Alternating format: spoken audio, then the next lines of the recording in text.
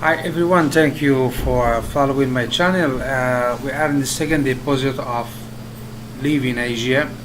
I talked in the first episode about some basic informations regarding Asia, specifically Thailand.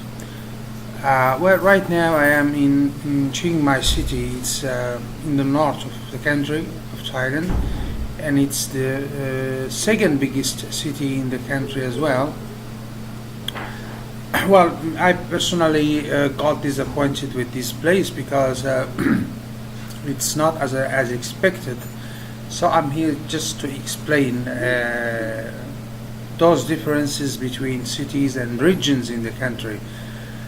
But I prefer to start from the beginning, as say the first episode I talked a little bit about the country. So as the questions I received, or will be asking me later in the email below, so I can get your email in my private inbox. Then I will reply you back if you have any special requirement or any special question. First thing, for all European Union countries, they do not need an entry visa to Thailand if they arrive by plane at any airport, international airport in the country, either coming from directly from the European Union, United States, Australia, or any place in the world.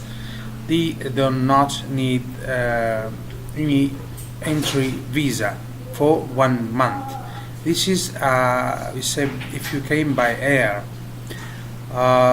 In the case if you cross the border by land, which is in Thailand, there are around 11 land border crossings, so you will be granted just 2 weeks. But the thing I have to warn everybody here, which is many people they came just for a short period plan to stay here in the country, so they end up in months or years sometimes overstayed their visas, and the rules here of immigration are really very, very strict. Once you overstayed your visa, you are in a big trouble. You got jailed and blocked at the detention center. Even although the immigration, they have their own budget and they collect a lot of money from tourists and residents as well, and married people and business people. So immigration, they collect a lot of money from here, but doesn't mean they are going to pay you the tickets. Not only that, you can stay at the detention center at least for 1 year until you find your own ticket from your own money. And not only that, you need to pay 20,000 baht, which is it's equal to 500 euros. So in general, to avoid these kind of problems, well, if you are just in transit, or if you have an idea already about the country and you're not planning to stay for a long time, it's just fine. Just 1 month is just fine. You do not need your passport, valid at least 6 months. Sometimes they might require you the return tickets, even a ferry or a bus or train ticket out of the country is acceptable somehow. Well, if you arrive by air, as we said, you'll be granted for 1 month stay, and then you can extend for another 1 month in any immigration office around the kingdom. There are more than 24 places where you can extend your stay, your visa, for 50 euros as a fee, plus 2 photos and 1 form duly filled up. Yeah, but I suggest once, especially if you are in your home country, I suggest you go to visit the Thai embassy first before coming here, and yeah, and you may take your booking of your air tickets and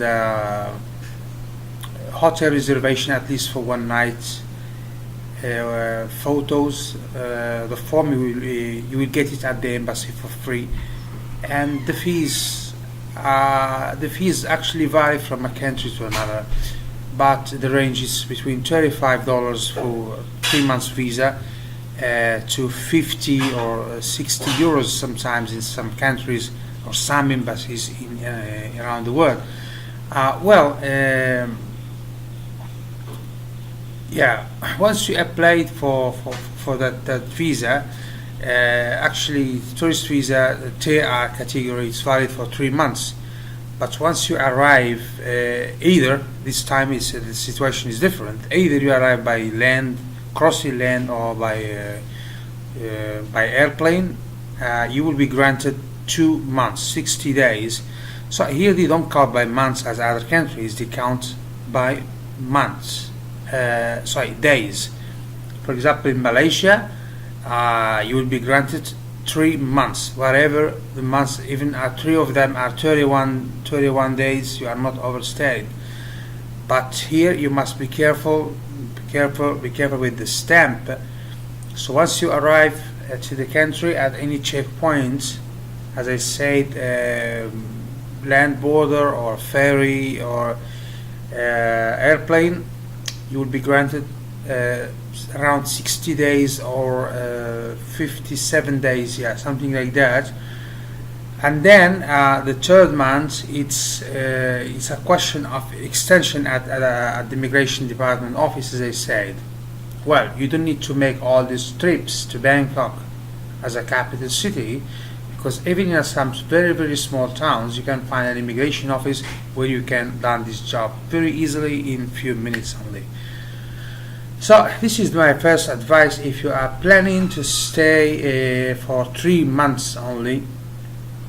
But if you really want to discover the country for other reasons like dating, marriage, or business, you may apply for 1 year visa, or at least if they won't give you 1 year visa, at least you apply for a double entry visa, which is valid 6 months, again 2 months plus 1 month of extension inside the country.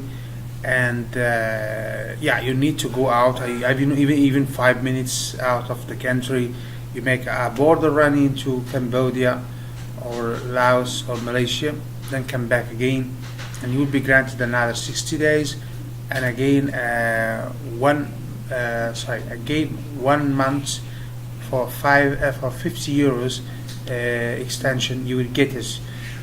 Yeah, that's all. This is but be careful that employment is totally prohibited and will be written on TR visa, on tourist visa category, will be written very clearly, remarks, employment prohibited.